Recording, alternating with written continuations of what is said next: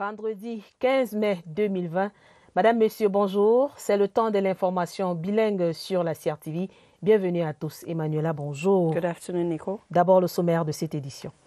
All is almost set at the isolation center annex number 2 of the Yaoundé Central Hospital for the treatment of COVID-19 patients situated in the Mvogmi neighborhood. The building, formerly hosting a popular supermarket in town, has been partitioned to meet the needs of the present time, with hospital beds and isolation as well as disinfection units already made available. It is said to have a capacity of 400 hospitalization beds. Our reporters Baldwin Sama and Evariste Yenga will be joining us live at the beginning of this newscast with the latest information. Members of the FACO Chief Conference hail President Paul Biya for reorganizing the Limbe Port Authority, saying it is the best decision ever when it comes to the development and employment issues of the region. Get them speak in this newscast. And on our feature page, we take you to Savo, the traditional meal kati kati, a delicacy of some tribes in the northwest region. The chicken is cooked with red oil and then served on plantain leaves with a taste which is very unique and leaves no one indifferent. You will get the taste of it at the close of the newscast, which begins with you, Nicole. Madame, Monsieur, votre satisfaction est l'objet de notre quête. En ouverture de cette demi-heure d'information bilingue sur la CRTV, le point sur les travaux du centre spécialisé annexe 2 à Yaoundé pour la prise en charge des malades atteints du Covid-19. Nos reporters rassurent que le chantier tire vers sa fin. Rendons-nous sur le site de l'ex-bâtiment commercial du Carrefour Zoé où nous attend notre reporter Evariste Yenga pour les dernières nouvelles. Bonjour, c'est quasiment la phase terminale de ces travaux de réhabilitation et de réaménagement de ce centre spécialisé de prise en charge des malades de la Covid-19. Il s'agit de l'annexe numéro 2 de l'hôpital central de Yaoundé.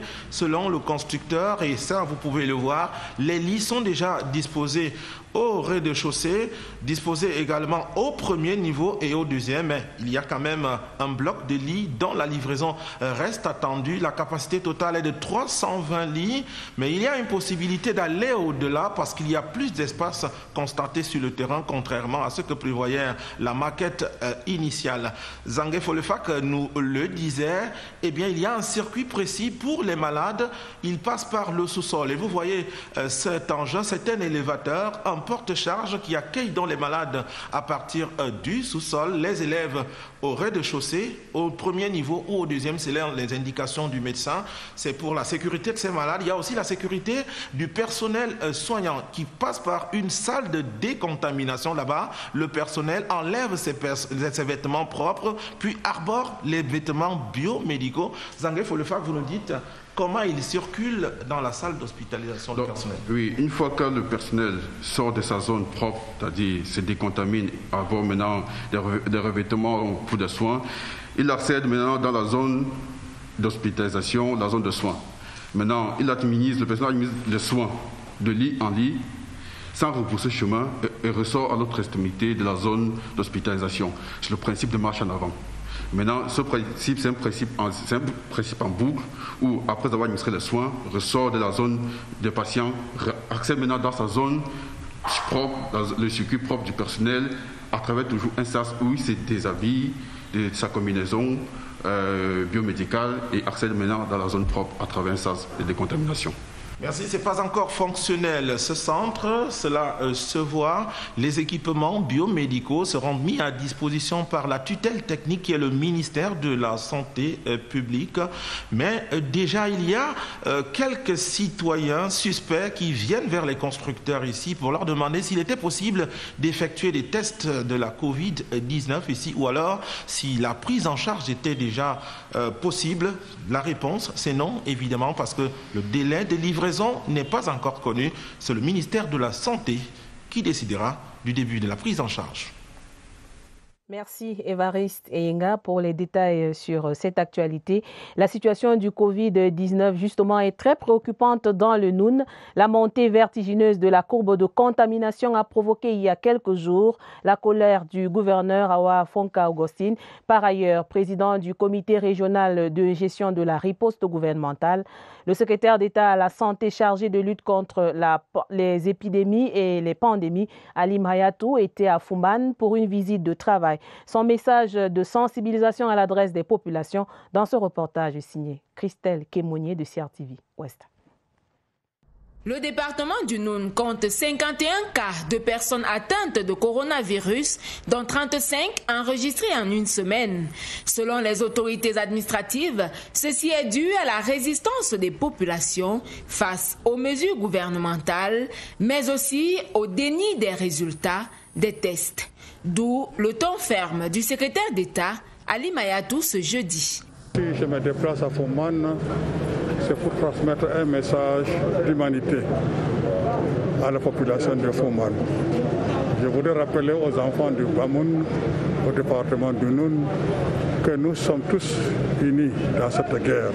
En se protégeant soi-même, on protège la communauté tout entière, on protège l'humanité tout entière.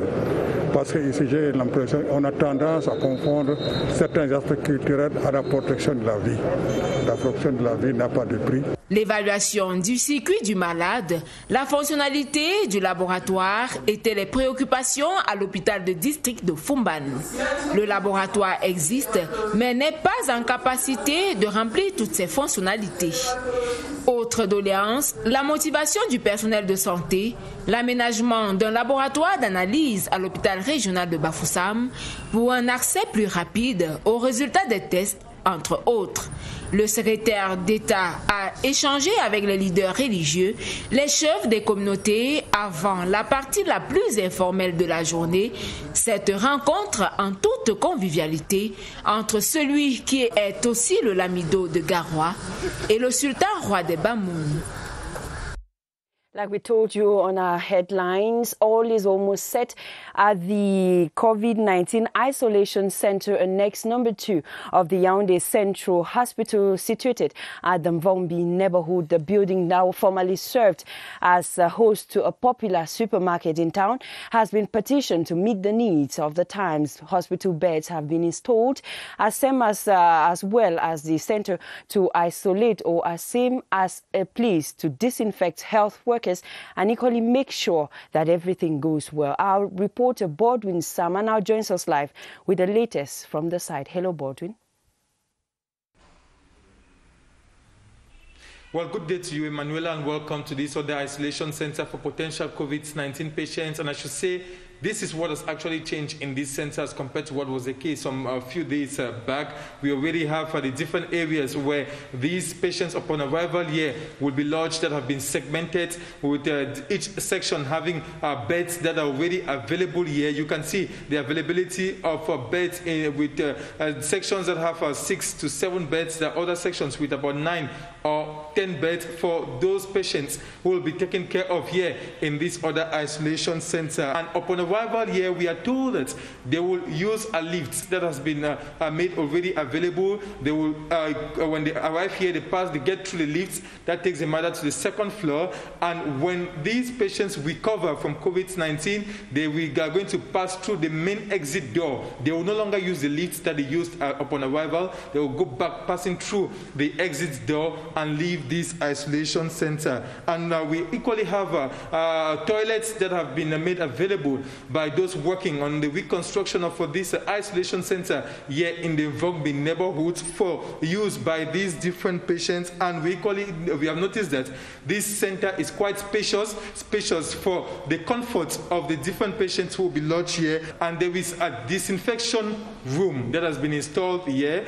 This disinfection room will be used by the medical personnel who will be taking care of these COVID-19 patients. Upon arrival, they get into this room, they disinfect themselves, and they continue their daily chores by taking care of the patients. And at the end of the day, before leaving, they get back into this disinfection room and disinfect themselves before leaving this isolation center. Before I leave, Emanuela, just to tell you little anecdotes that there were some Cameroonians with some symptoms or signs of COVID-19 who have been coming here and trying as much as possible to find out if this is a testing center because they wish to carry out or they wish to be screened to find out if they are COVID-19 positive or not, telling signs that this center will go operational to welcome more and more COVID-19 patients in the country. Back to you. Thank you very much, Baldwin Sama. And it should be noted that it will soon be opened to the public, like you said. The West region of Cameroon is at close to 200 infections of COVID-19 in that part of the country, with the MIFI division taking the lead. The increase in the rate of infection has been attributed to the organization of crowd pooling events.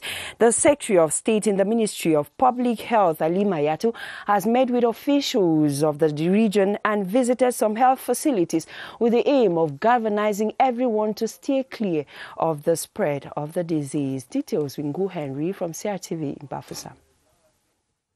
The West region as at May 13 registered 170 cases of the COVID-19, 65 recoveries and 11 deaths. The Noon division is ranked second with 51 cases after the MIFI with 57. 35 of the 51 from the Noon were registered within a week. The president of the Regional Committee to Fight Against the Pandemic, Awa Fonko Augustin, has attributed it to the non-respect of measures to fight the coronavirus and the organization of crowd-pulling events like what they call Adua and Sadaka, rituals before and after burial, marriages and group prayers during this fasting period. The Secretary of State in the Ministry of Public Health has met with the authorities of the division. It's even a problem, not only Bamon problem, only Cameroonian problem, on African problem. It's all nations in this world concerned with COVID-19. He equally visited the Fumban District Hospital and met the Sultan of the Bamums, Senator Ibrahim Bombon Joya. Merci de vous joindre à nous sur la CRTV. Madame, Monsieur, votre fidélité nous honore. Dans la région de l'Adamawa, l'hygiène et la salubrité dans les agences de voyage pour contrer la propagation du coronavirus. Les responsables des postes de santé et d'hygiène des communes de la ville de Ngaoundéré désinfectaient les lieux. Les détails dans ce reportage signé Juni Madoli. Pour 2,5% de chlore, on doit utiliser une cuillère à soupe pour 5 litres d'eau pour désinfecter les lieux. Des précisions et démonstrations dans chaque agence de voyage avant de passer à la désinfection et la décontamination des lieux. Nous sommes en train de désinfecter les salles d'attente, les toilettes, les bus et ensemble avec les chefs d'agence, nous essayons de travailler pour renforcer ces capacités de tous les maillons de la chaîne. Bien équipés et formés pour la circonstance, les agents communaux chargés d'hygiène et d'assainissement mettent en pratique les enseignements reçus du MinSanté. Il s'agit de faire participer les responsables d'hygiène et d'assainissement dans les communes afin qu'ils apprennent les techniques de désinfection qu'ils iront également transmettre dans leurs diverses communes. Une synergie sectorielle qui vise à renforcer à tous les niveaux le plan de riposte au coronavirus. Il est important que les agents de voyage soient, n'est-ce pas, griffés, formés, organisés et que les communes puissent être formées dans la désinfection des grandes surfaces. Pour un environnement sain où il fait bon vivre, les mesures de prévention devront s'intensifier les jours à venir.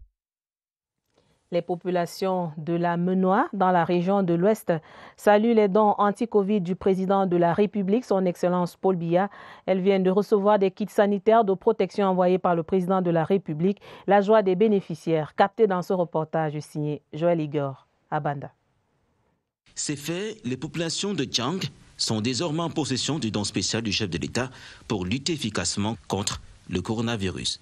Cette cérémonie de distribution des kits d'hygiène et de prévention contre la pandémie à Covid-19 a permis à l'autorité administrative de la Menoie de rappeler les mesures barrières édictées par le gouvernement. Je suis très content d'être ici aujourd'hui pour officiellement remettre ces dons aux populations de Djang. L'essentiel, c'est d'assurer que ces dons seront disposés à certains endroits publics qui vont donc bénéficier au plus grand nombre de nos populations. Dans l'arrondissement de Ngonzem, le prophète Godlive Mboketoa a aussi donné les mêmes consignes au maire chargé de la distribution du don spécial du chef de l'État. Quand le chef de l'État lui-même pose des actions, c'est dire la gravité du mal qui nous menace. Et c'est dans ce sens que nous recevons, et comme vous le voyez, toutes les populations représentées, chacun aura une part de ce don. À travers cette assistance du chef de l'État, les autorités du département de la Ménois ainsi servies rassurent que le coronavirus ne passera pas par leur population. Et la mairie de Yaoundé premier qui accentue la lutte contre le coronavirus. Campagne de sensibilisation et remise des kits de protection aux populations. Le chef de l'exécutif communal Jean-Marie Abouna a présidé il y a quelques jours une cérémonie au cours de laquelle il a appelé les uns et les autres à respecter scrupuleusement les mesures barrières édictées par le gouvernement de la République. Marlise Zeno-Ambarga pour les détails. Beaucoup de joie chez les Bayam Salam, mototaximens, responsables d'établissements secondaires, forces de maintien de l'ordre, chefs des communautés, à la réception des kits de protection et d'hygiène offerts par la commune de Yaoundé 1er. J'aimerais d'abord passer à Massassi pour ce geste. Nous sommes très contents. Merci pour ce matériel que nous avons reçu. Ce matériel va beaucoup nous aider avec le retour des élèves dans les salles de classe. Nous allons mettre ce matériel à la disposition de nos élèves et des enseignants, des responsables du lycée pour pouvoir affronter la pandémie qui nous embête en ce moment. Du matériel indispensable nécessaire pour préserver la vie des populations à ce temps de Covid-19. Nous avons constaté qu'il y a un relâchement depuis que le Premier ministre a annoncé un assouplissement des mesures sur haute instruction du chef de l'État. La pandémie est réelle, a rappelé le maire Jean-Marie Abouna. Il n'est pas question de baisser la garde, mais au contraire d'amplifier la sensibilisation. Les efforts que nous devons faire jusque-là, c'est de continuer à mobiliser et à sensibiliser nos populations. Engagé dans ce combat depuis le début de la crise sanitaire, le maire invite les populations à prendre très au sérieux les sanctions annoncées contre tout ce qui persisterait à ne pas appliquer les mesures barrières. Même son de cloche dans la région du Sud, où l'élu du peuple est sur le terrain de la sensibilisation contre le Covid-19 à Bengui, dans le Djaïlobo. L'honorable Pauline Ndoumo a distribué des denrées alimentaires et du matériel de protection. C'était mercredi dernier, le tout d'une valeur de 4 millions de francs CFA. Cérémonie de remise à la place des fêtes de Bengui. Étienne Pascal, Azegue, reportage. Arrondissement cosmopolite est frontalier à Endom dans la région du centre et Meyomosala dans la région du sud. Il est exposé à la contamination au virus invisible et tueur. Une éventualité que l'honorable Pauline Ndoumou souhaite éviter à travers ce don constitué de seaux à robinet, des thermoflash, des pulvérisateurs, des masques et des denrées alimentaires réceptionnés à la place des fêtes par l'autorité administrative. Je voudrais en même temps lancer un appel à ces populations à qui le don est destiné pour qu'ils en fassent la meilleure utilisation possible. Nous ne dénombrons pas encore un cas de Covid dans notre arrondissement. Nous avons cette chance. Qui sera tout de suite remis aux autorités traditionnelles pour la redistribution efficiente aux populations. C'est un sentiment de fierté et surtout de satisfaction. Maintenant, nous sommes comblés. La solidarité agissante du député RDPC de Djaïlobo est manifestée à l'endroit des Bayam Selam et des mototaximens de la ville, à travers ses parasols et ses chasubles. Ici, la mobilisation contre le coronavirus est une affaire de toutes les couches sociales. Home remedies against coronavirus are popping up here and there as people strive to keep the monster at bay. Traditional remedies sell like hotcake. When Cameroonians are not consulting at a herbalist, they are looking up a recipe brandished as cure for COVID-19. Joy Starter went finding out, and this is what she brought back. Tradi practitioners break the long silence with a series of proposed COVID-19 remedies. They confess their findings can never be compensated even though they are sold at giveaway prices.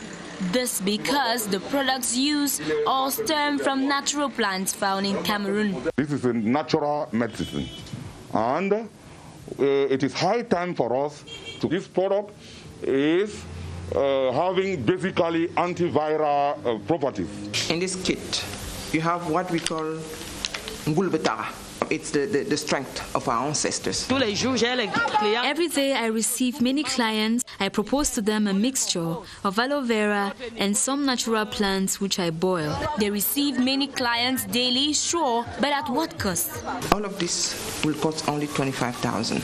I sell 1.5 liters of the drug like this one at 2,000 francs, which could be drunk many times. And we recommend that the patient will go on the drug for 16 days. So you multiply 5,000 francs times the 4 bottles. Some of these natural healers say given the fact that the virus took everyone by surprise, they hardly hesitate in administering their drugs, as saving lives to them is more important than gaining. As a patriotic Cameroonian, we have given this treatment to 2 patients free of charge. The current health challenge has caused many Cameroonians to seek refuge in traditional medicine, hoping they could be saved from the pandemic ravaging lives today. 2 new medical ventilators to reinforce the fight against COVID-19 at the Jamour Hospital. One of the facilities charged with the treatment of patients has been offered to the director of that health institution. The gifts from the director of the Center for Research in Filariasis and Other Tropical Diseases, Joseph Camno, is his own way to contribute in the fight against the disease. Victor Siga has more.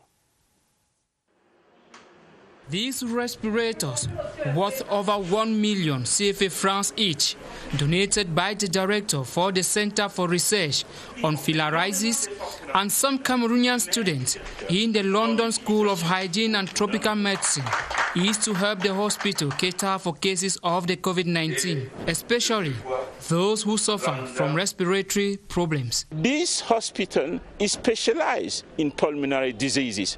So we think even after COVID-19, this respirator will help manage the other patients suffering from respiratory disorders. The gesture was termed by the director of the Yaoundé Jamour Hospital as unexpected but timely. This gift will come to add another performance to the apparatus that we already use here, and we are very happy to receive it. The encounter between both directors also marked the beginning of a partnership between the research center and the Jamour Hospital. The population of Zoetele in the South region has expressed satisfaction at the gifts from President Paul Biya in the fight against COVID-19. They were expressing their satisfaction during the distribution exercise that was chaired by the SDO for the Ja and Lobo Division. Ewane Epole was there for the Midday News. The special presidential package of COVID-19 preventive kits has come to boost the efforts of the local population of Zoetele in fighting against the deadly pandemic. The consignment comprised cartons of laundry soap, hand-washing cans, cartons of hand sanitizers, and face masks. The senior divisional officer of Ja and Lobo, David Kulbut Aman, who chaired the handing over ceremony, exhorted the people to use the material judiciously. It's first of all the head of state shall give. So they should know that when the head of state, who is a man of action, takes into consideration the risk we have now with the virus, they should understand that they have to use those materials for proper protection against the COVID-19. The representative of the locals of Zoetele lauded President Paul Biya's goodwill gesture. It's worth noting that as of Wednesday, May 13, 2020, the municipality of Zoetele has not yet recorded a coronavirus case. The people are poised to ensure that the subdivision remains free from the ravaging disease. The same joy shared by the population of the Menoa division, who equally received their own share of the presidential gifts to fight against the coronavirus pandemic. The kits comprising hygiene items were distributed in a ceremony presided by the SDO for the Menoa. Joyce Tata completes that story. Inhabitants of Chang in the west region of Cameroon are now in possession of the special presidential gifts to fight COVID-19. The handing over ceremony held in the presence of top dignitaries of the area was equally an occasion to sensitize the indigents on the importance of observing proper hygiene measures using these kits. The divisional officer and mayor of the area will accompany traditional authorities distribute these items to the population. They are closer to these persons and will know those they have to give especially. The Nzongzem Council, still in the division, was the next stop for the distribution. The items were handed to the Lord Mayor of the Council, David Ndongmo, for eventual redistribution. Heureusement pour nous, nous n'avons pas encore eu un cas déclaré de COVID. Luckily, we haven't registered any COVID-19 case here, but we are receiving this today to reinforce sanitary measures, so the disease is far from us. Nous souhaitons que ce mal n'arrive pas. With such assistance, authorities say the West region is on the right path in ensuring the COVID-19 pandemic doesn't find the soil fertile. Autre volet de l'actualité dans le 12h, réorganisation du port autonome de Limbé. La conférence des chefs traditionnels du FACO exprime reconnaissance au chef de l'État Paul Biya. Les garants de la tradition dans ce département saluent l'acte du président de la République qui va accélérer le développement et créer des emplois. Ils se sont exprimés au cours d'une rencontre à Limbé. Cathy Nandiou de CRTV Sud-Ouest pour le compte rendu des travaux. Face aux hommes et femmes de médias, les gardiens de la tradition dans le FACO ont exprimé leur gratitude à l'endroit du président Paul Biya. Pour eux, la réorganisation du port autonome de Limbé est non seulement un vecteur de développement, mais également une source d'emploi. Ça va créer les emplois pour les jeunes, ça va stimuler les activités commerciales, même les bains en Selam sera impliqué. Pour tous ces projets porteurs d'espoir, les chefs traditionnels ont réaffirmé leur soutien au président de la République dans une motion de soutien remise au préfet du FACO. Son Excellence Paul Biya, dans sa sagesse, le moment est venu, il a signé ce décret. Vous ne pouvez pas rester indifférent. C'est là que nous sommes sortis, les chefs traditionnels, avec les forces vives de FACO, parce que le port est à Limbé et Limbé est dans le département de FACO. Donc nous sommes directement impliqués. C'est cela que nous sommes sortis pour exprimer notre sentiment de joie à travers le préfet du département de FACO. Après Limbé, la délégation s'est rendue à la National School of Local Administration à Boya, où ils ont magnifié leur soutien aux nouveaux administrateurs. Les cours pourraient reprendre en présentiel le 1er juin 2020 au Cameroun pour les élèves et étudiants. Une possibilité envisagée hier jeudi lors de l'évaluation hebdomadaire de la riposte gouvernementale contre le Covid-19. La visioconférence conduite par le Premier ministre chef du gouvernement Joseph Dion Ngouté a également permis de faire le point de l'opération de rapatriement ordonnée par le chef de l'État en faveur des compatriotes en détresse à l'étranger. La synthèse de Laurentine Bekono. Rentrée, rapatriement, réajustement sont les maîtres mots attendus ce jeudi au cours de la visioconférence d'évaluation hebdomadaire de la mise en œuvre de la stratégie gouvernementale de riposte au Covid-19. Rapatriement des Camerounais bloqués à l'étranger. À ce jour, 1725 Camerounais ont été rapatriés sur très hautes instructions du chef de l'État Paul Biya, a déclaré le ministre des Relations extérieures, le jeune Mbela Mbela. Rentrée des fonds dans la cagnotte de solidarité nationale ouverte par le président de la République dans le cadre de la lutte contre le coronavirus. Déjà 3,5 milliards de francs CFA de contributions reçues, a indiqué le ministre de la Santé publique Manaouda Malachi, par ailleurs ordonnateur du Fonds spécial de solidarité nationale. L'évolution encourageante de la pandémie a permis d'aborder l'autre rentrée la plus attendue. 60% de taux de guérison, 139 décès, 1084 cas actifs, selon le bilan actualisé du ministre de la Santé publique. En conséquence, la rentrée des classes et la rentrée des cours en présentiel ont pu être envisagées avec des dates repères et des modalités clairement déclinées. Au niveau de l'éducation de base, seuls les CM2 et les classes X répondront présents à la rentrée projetée au 1er juin prochain. Les effectifs sont très élevés. Seuls les cours normaux seront dispensés. Donc, pas de cours DPS. Les enfants ne pouvant pas faire le sport avec les cache-nez, a expliqué le ministre Laurent Sège et Tundingwa. Également au programme, le réaménagement des horaires de cours entre 8h et 14h. Les parents sont invités à fournir les cache-nez lavables aux enfants, en plus des mesures de protection que va prendre le gouvernement. Au niveau des enseignements secondaires, le scénario est quasiment le même. Le ministre Nalova a souligné que seules les classes d'examen reprendront les cours en présentiel à la date indicative du 1er juin dans le strict respect des règles barrières. Les élèves seront répartis dans les salles de classe. Pas plus de 50 élèves par salle. Effectif identique dans les amphis, a déclaré pour sa part le ministre d'État Jacques Famendongo. Réaménagement des calendriers académiques de manière à étaler les cours en présentiel sur une période de 8 semaines au lieu de 4 qu'il restait à effectuer.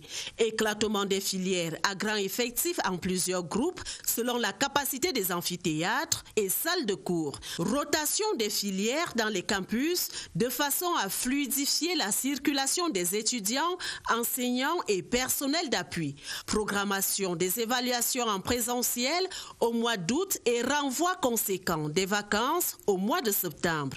Report de la rentrée académique 2020-2021 à la date indicative du 15 octobre.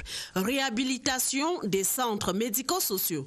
Autant de mesures envisagées au niveau de l'enseignement supérieur. Au total, la date indicative du 1er juin se précise pour la réouverture des établissements scolaires et universitaires. Croisons les doigts et prenons rendez-vous dans 2 semaines. And now on to our feature page. When a Kom-Man or some other tribes in the northwest region want to receive you as a king, they serve you the kati-kati delicacy. Amongst the dishes, it is a traditional way of cooking chicken using salt and red oil. The genesis and chronicles of cooking kati-kati in this report that is from CRTV East. The kati-kati dish is one of the most remarkable cultural legacies that the Bamendankwe people borrowed from the Kom people of Boyo division during their sojourn in Kom land.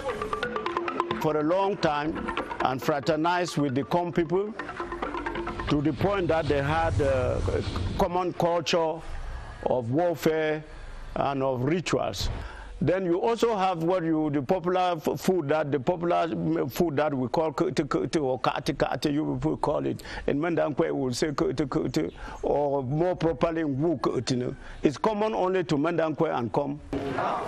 Over the years, the Bamendankwes have maintained almost all the traditional rites, rituals, rules or taboos associated with the preparation, sharing and eating of a kati-kati dish. When elders sit down, they want to eat fowl. According to our tradition, they bring the fowl live and it's presented to the eldest person in the gathering. And if there's a prince, it's presented to the prince. Then the other person who received the fowl have 3 things to examine. 1, are the fowls matured enough to be eaten? 2, are they in good health?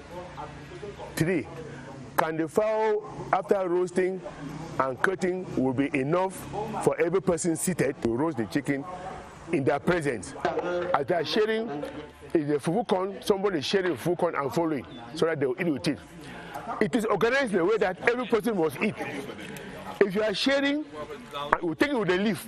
We don't take it with a plate, with warm leaves. When they are sharing and coming, if they finish, when somebody is not coming in, when they have already finished, he will pick a leaf and go around with the leaf. They will put this on. Young girls who are not married eat. You are already a married woman, you don't eat. A fowl that is roasted without cutting the neck is eaten only by men. If you want to eat a fowl with your wife, you cut the neck, then you roast it, the woman will eat it with you. You cut the neck before you roast it, everybody will eat it. This cultural practice has always put the Bamendakwe people at odds with the Christian faith since the arrival of the first missionaries there. It is true that all other villages or other tribes of the Northwest, they now eat kati kati, but the original kati kati is from Mendankwe, and like I said, it is prepared by roasting a live chicken. This notwithstanding, kati kati is still a very popular traditional dish in Bamendakwe.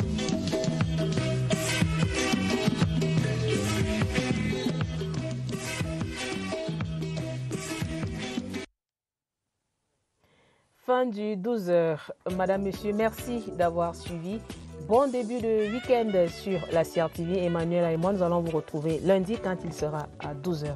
Emmanuela, bon début de week-end. Have a nice weekend, Nicole. Thanks for watching. Don't forget to keep safe from COVID-19.